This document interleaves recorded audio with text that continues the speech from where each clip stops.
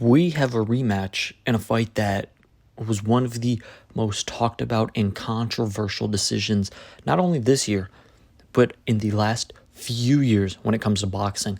I don't like using the word robbery too often. This was one of those fights.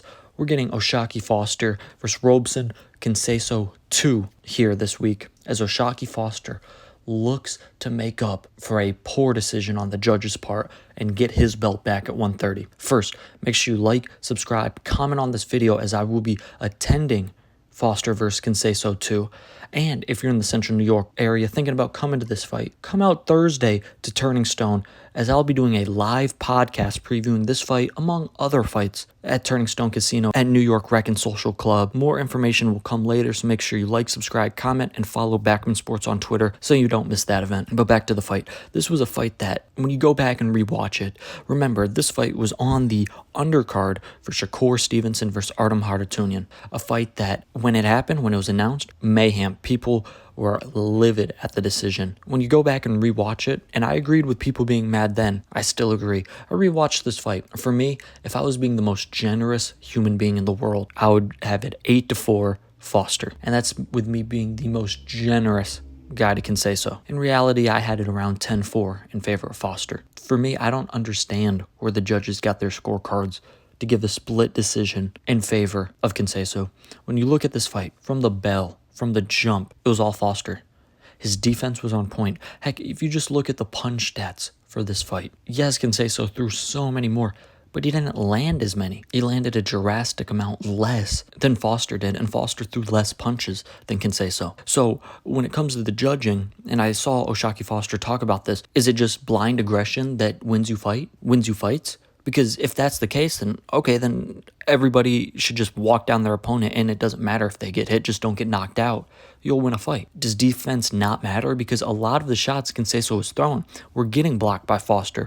A lot of the right hands of Conceicao were getting blocked by Foster just putting his left hand above his face, blocking those shots as they weren't doing damage. Additionally, Foster was countering well, and this is one thing I could say about Foster that maybe he'll change. Even though you counter well sometimes in the round, you got to continue doing it, because some of those punches, and obviously this is what the judges saw, everyone else didn't, but obviously the judges are the three people that matter the most. If you don't get the knockout, is I think they saw Conceicao just throwing crazy, and heck, he'd land 1 or 2 punches, and they would think, oh, he did more damage than Foster, but Foster was countering and hitting good shots, but wasn't attacking. For me, I think if Foster is able to stand there, just trade a couple more times, he wins those quote-unquote swing rounds that maybe the judges gave Conceicao. Again, these are swing rounds that I don't think were swing rounds. I think they were O'Shaquie Foster rounds. If you look, the boxing community was in an uproar when this decision was announced. Everybody was angry.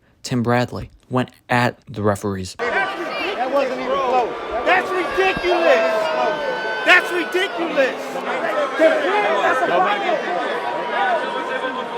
Shakur Stevenson, after his fight in the main event, said, I was trying to get a knockout, so robbery didn't happen like the fight before, acknowledging O'Shaquie Foster got robbed. We seen that robbery earlier tonight, and we ain't want it to happen to me.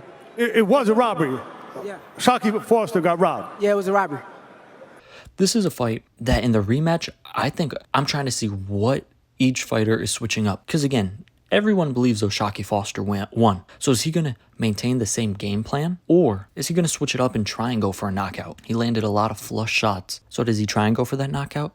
For Conceicao, what does he do? Because he couldn't really catch up to Foster. Foster was moving around, and Conceicao just could not catch up to him. So how does he do that? Hopefully he learned to cut off the ring, because you're going to need to do that against Foster. And he's got to realize, I can't load up on a right hand every time. He tried to throw that right hand a lot. You can't load up on it because Foster's just getting out of the way. He's going to have to jab and throw combos. He didn't throw a lot of combos because Foster was having great defense. For Conceicao, he has to throw combos to continue in trying to win this fight. This rematch is interesting because, again, at 130, it's for a belt. This isn't two guys coming up. It's for a belt.